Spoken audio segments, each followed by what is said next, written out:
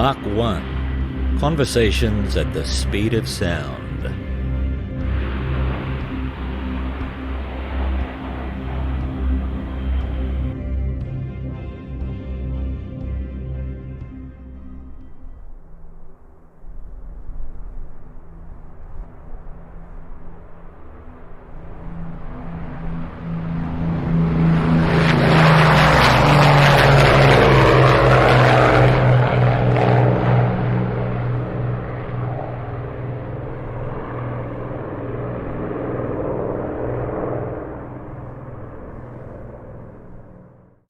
The unmistakable sound there of an Avro Lancaster powered by 4 Rolls-Royce Merlin engines flying past.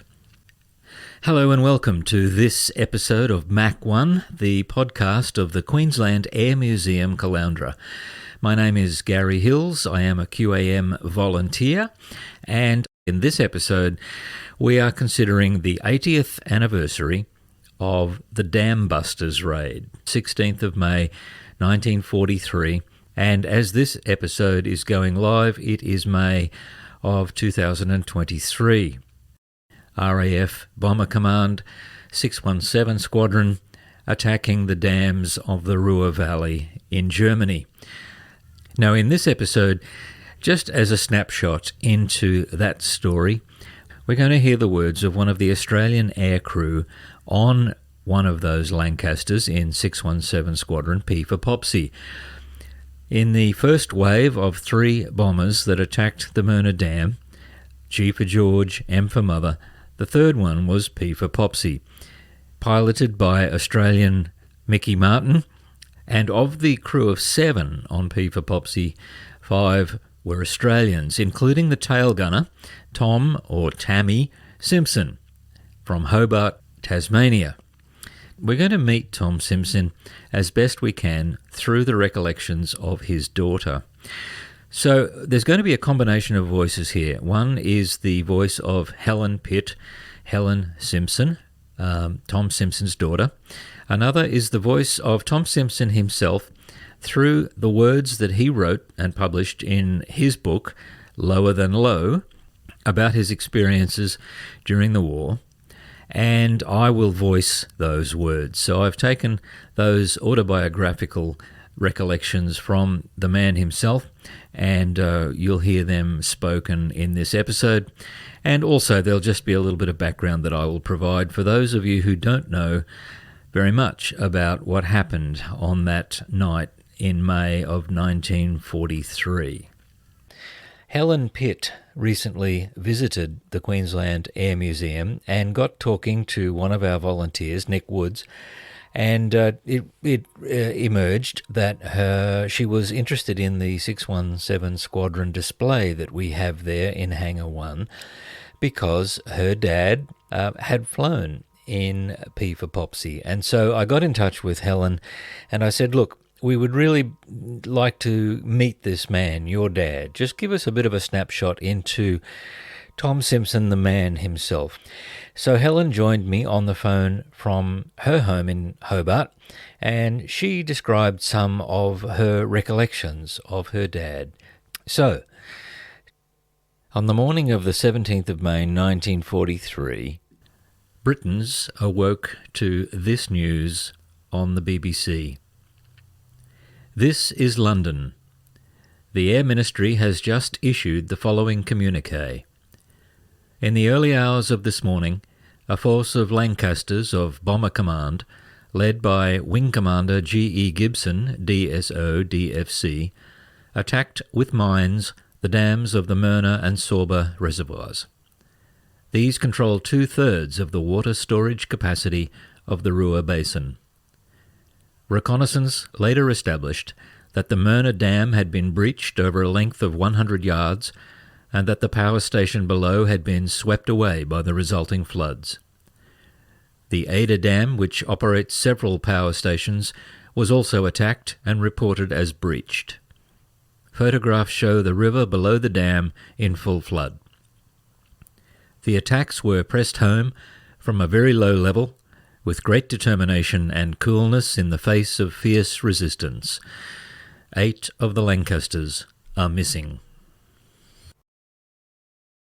By the time Tom Simpson joined No. 617 Squadron, he had experience with Bomber Command in Hamptons, Manchesters and Lancasters. He had met the King, and he had gone on 37 trips. In his book, Lower Than Low, he describes how he met Mickey Martin.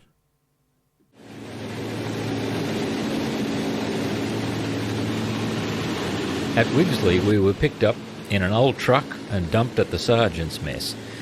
I waited to be allocated a room when finally a short-ass little chap with a sandy moustache came in and called out, "Hey, you down there, is your name Simpson?" "Yes," I said. "What's your problem?" He said, "My name's Toby Foxley. Where's your flying kit?" I opened my bag, pulled out my flying kit and changed into it. We were picked up by a small van and run out to the dispersal point where a Hampton was parked. Thankfully, I was now familiar with the Hampton. We clambered in and a voice said, "Have you got him, Fox?" Fox answered, "Sure, he's aboard. I've got my foot on him." We'd been flying about 15 minutes when a voice called up, "Are you there, gunner?" I said, "Yes, sir." Then after a slight pause, "My name's Mick." Nothing more was said during the course of the flight. When we got out of the aircraft, it was the first time I had seen the pilot. He asked me my name and I told him it was Tom. He questioned me further and finally decided to call me Tam. And the nickname stuck to me all through my service career. It was almost noon when I reported to the gunnery section. There was an RAF flight lieutenant there who said, "Oh, you're the new arrival, are you? We must get you crewed up." I said, "I am crewed up. I flew last night." He looked at me and said, "Well, who did you fly with? I wasn't told anything about it." I said, "I flew with a pilot who said his name was Mick Martin. A Sergeant Foxley told me I was in his crew." The flight lieutenant then said, "Well, there's not much hope for you then if that's the case, because Martin is as mad as a grasshopper. He likes flying his own style." Mick liked flying low. Notwithstanding the advice given at briefing, he always cut the height by half, or even more. Mick Martin was a total believer that the flak was aiming for planes flying higher. He went on to fly in 617 Squadron with Mickey Martin's crew after the Dambusters raid. In total, he flew 62 trips. Well, the reason why he was named Tammy was when he became involved with the actual squadron, when he was selected to go in a particular squadron. Right. And Mick Martin, yep, who he became very pally with, asked him a few questions, and that's how it started, and it just stuck. Okay, and Mick Martin, of course, was the commander of P-Popsie, and they became friends, and they stayed friends for a long time, didn't they? I believe they got together regularly over the years after the war. They did. Yeah. For many, many years. Yeah, and not just with Martin. I know that there were others too. Let's have a bit of a snapshot of your dad's life. Now, I know he was born in 1917. Grew up in Hobart, and I think I sent the photo when he was a prefect at the school, which was a private boys' school by the name of Hutchins School. Mm-hmm. And I think his dad, your grandfather, was a lawyer. Is that right? Correct. That's correct. And the idea was he had ambitions to go into law himself before the war broke out. Well, basically, yes. He was at university, mm-hmm. and when he went to enrol to serve, he was just across the road from where they lived at the Anglesey Barracks, which is still there today. Mm-hmm. So he went there to find out what he could do. And so that's where the journey started, basically. Yeah, so he enlisted on the 10th of October 1940, and he joined the Air Force. The whole idea was he wanted to become a pilot. Right. So that's why it would have been the Air Force. Okay. Yeah.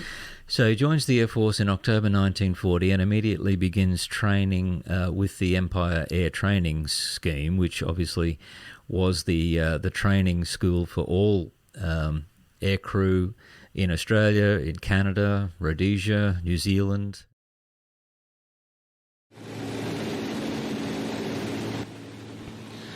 Posted to Kinross, I was supposed to be a gunnery instructor, specialising in aircraft recognition. This was all very boring after flying, and I was thoroughly fed up, especially when the CO ticked me off for being a scruffy, untidy Australian and a disgrace to the instructing staff, etc. After a few weeks of this, he met up with Mick Martin again, who reassured him that better days were ahead. He was about to team up with the old crew, Toby and Jack and Mick, and they were going to meet up at Scampton. A new squadron was being formed, 617. We were allotted P, which Mick immediately christened P-Popsie. We practiced flying tight formation at 100 to 200 feet in the Lake District in England, whizzing up and down hills and valleys, then screaming over the water. It was great fun, sometimes down to 40 feet. We flew down to Farnborough, where we had lights fitted on the outer wing. The bomb, or store as it was called, arrived at the squadron the first week in May. These were only dummies. We were given one bomb test at Manston in the south of England. We dropped our store either a bit low or the aircraft was flying a bit fast as a jet of water flew up and tore a hole in the starboard elevator. I called up Mick and said to him if we were coming down again tomorrow for the same result, then I would bring an umbrella as I was wet through in the rear turret. Tell us what he was like, Helen.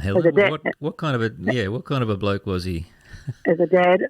Yeah. Well, he was a very, in a lot of ways, a lot of areas he was very strict. He was a very, I suppose, a little bit conservative. I suppose that's the word. He would never ever discuss things about the war. On the night of the 16th and 17th of May 1943, 19 aircraft of number 617 Squadron took off to breach a number of important dams in and around the Ruhr area.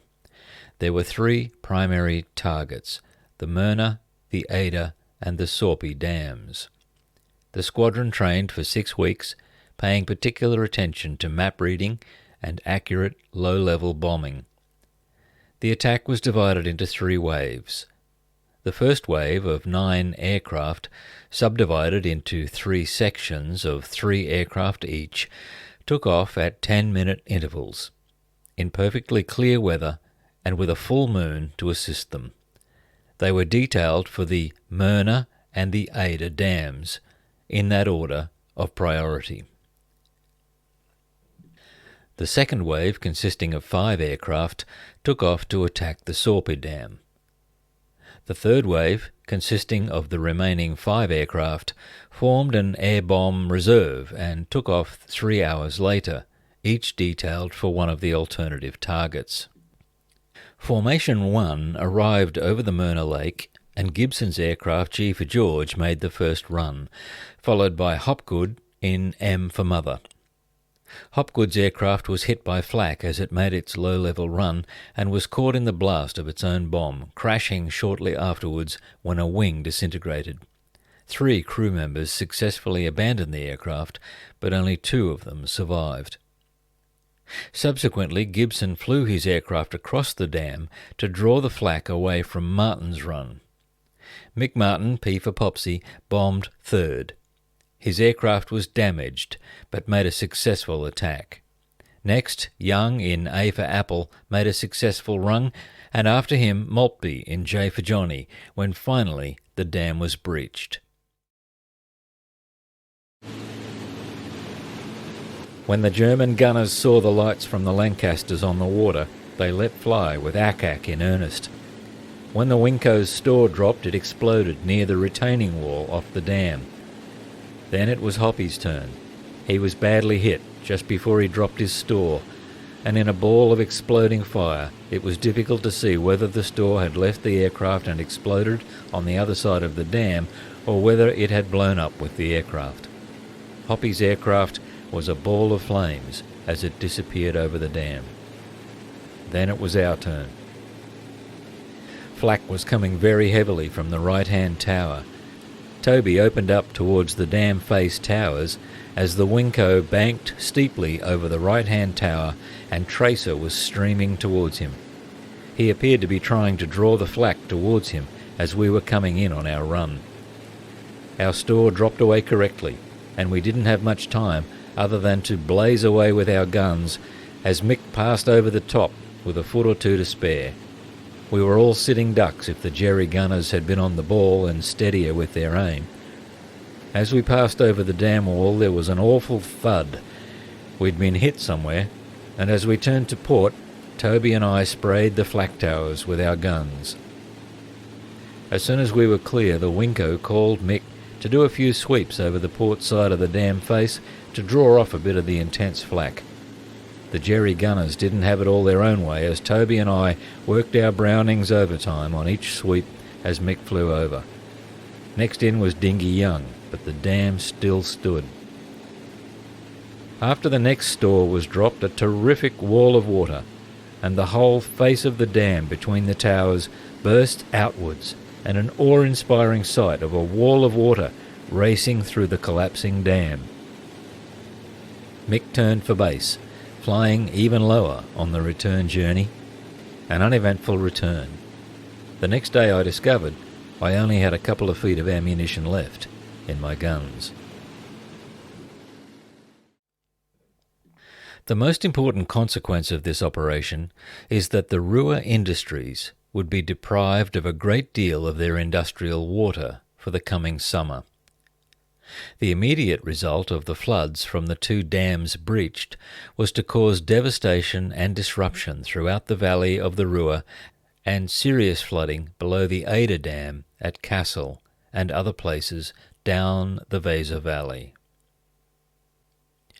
Research in the 1980s of German archives have proved that the destruction of the Möhne and Ada dams caused more loss and damage to the German war machine than the skeptics would have us believe.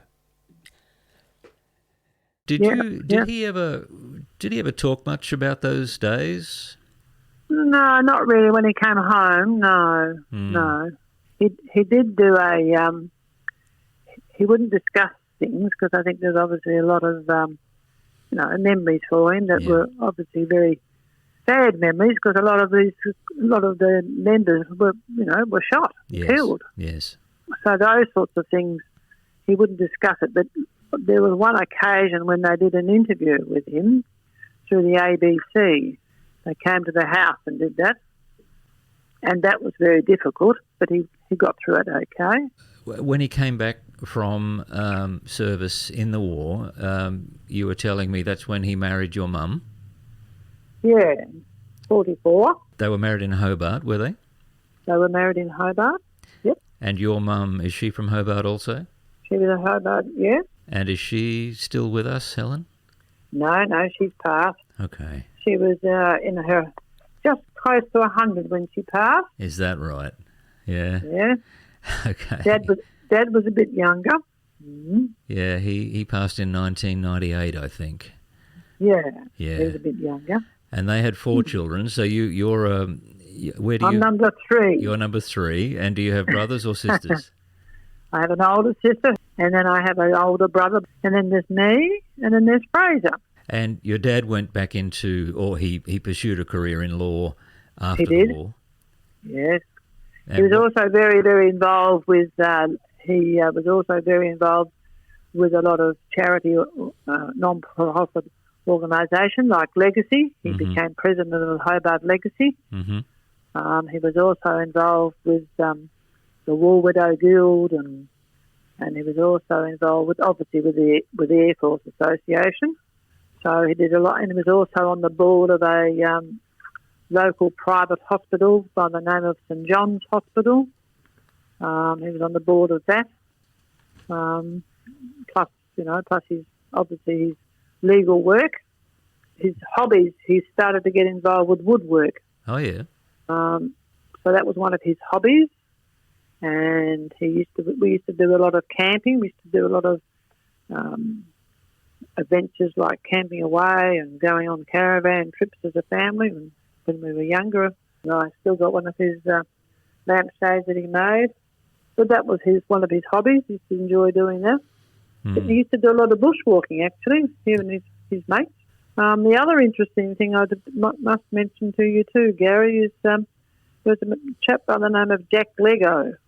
Well, in fact, Jack Lego went on to be knighted. He became Sir Jack Lego. That's him. That's the one. He was a navigator in 617 Squadron alongside your dad. Yeah. I've got a newspaper article here from the Melbourne Age in 1956, and Jack Lego gets a mention alongside your dad and also Lance Howard. They were invited as special guests to the premiere of the Dambusters movie in 1956 that was screening, I think it was with the Governor as well, at the Hoyts Windsor Theatre.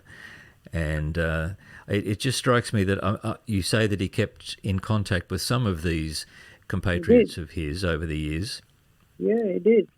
And I think your dad went back to the UK a few times for 617 Squadron reunions. He did, and he also visited when his mate Mick passed on. He went to the service that they had for him. Very highly respected gentleman. Very highly respected. He also was knighted, and Sir So Harold. the dad went to that. He went over for that. Oh, did he? Yeah. Okay. Yes, he went to that. And Mickey Martin retired from the Air Force as an Air Marshal. So very highly respected man, and obviously well loved by the crew that he flew with. Yeah, they did. And they tell me, I read somewhere that Mickey Martin visited the grave sites of all of the 617 Squadron crew. As they passed on, he would make a point of visiting, their graves at one point or another, as long as he was able. I think he passed in 1988. But he obviously had a great deal of affection and loyalty to them as well. Yeah. Well, I suppose when you think about it, they've been together for a long time. And they faced life and death together many times. Yeah. Well, he wanted to select the people that he thought was suited to it, and so obviously that's how Dad became involved. He was selected, and they just all stuck together. Now, as we're speaking, it's almost exactly the 80th anniversary of the Dambusters raid, so we're in May of 2023 as we're speaking. I'm guessing that there are some special events for you this week? Yeah, that's right, Gary. It is. We've had a great honour to have been invited to go to a special lunch. It's been in honour of our father. It's only family members. That's the only ones that have been invited, and it's been held on this weekend on the Sunday the 21st. And where is that? And they're holding that at the Air Force Association in Hobart. The Governor had been invited. Governor of Tasmania had been invited, but unfortunately she had to attend the King's coronation. So she wasn't able to be back in time. So, yes, we are looking forward to it as a family. And it'll be probably quite a moving affair. Now, of course, I met you a couple of weeks ago when you were visiting the Queensland Air Museum, and I know that you had taken note of our 617 Squadron display. It's only a small display that we have in the area for Bomber Command. And, of course, your dad's name is there, as it should be, Thomas Simpson, along with other crew members from the Dambusters raid. And it was lovely to meet you and to have that sort of personal connection with, a name that's on a list in a display, and to talk to you. So it's been lovely to talk to you today, Helen. Thank you so much for this. It's nice to get a sort of a snapshot into the person who was involved. He joined up at the age of 23, went off across the other side of the world and put his life at risk along with his crewmates on many, many missions, and not just the Dambusters raid, and then came back and lived a long and full life helping others. And so it's been wonderful to talk to you, and we are very pleased to have had this little chance to meet Tammy Simpson as well. Thank you for listening to our episode today about the 80th anniversary of the Dambusters raid, and particularly the opportunity to meet, through his daughter, Tammy Simpson, who left the Air Force as a flying officer with a DFC and a DFM. So we at the Queensland Air Museum would love to meet you. We're open every day from 10 a.m. to 4 p.m, except for Christmas Day and Easter Friday. Come in and see us soon. We would love to meet you. Next week we talk about Australia's own Don Bennett, Air Vice Marshal Don Bennett, who led a raid of Hampton bombers against the German battleship Tirpitz. We'll talk about that raid and what happened to Don Bennett after he was shot down and had to make his way back to England. Thanks for listening. Come and see us soon. Bye for now.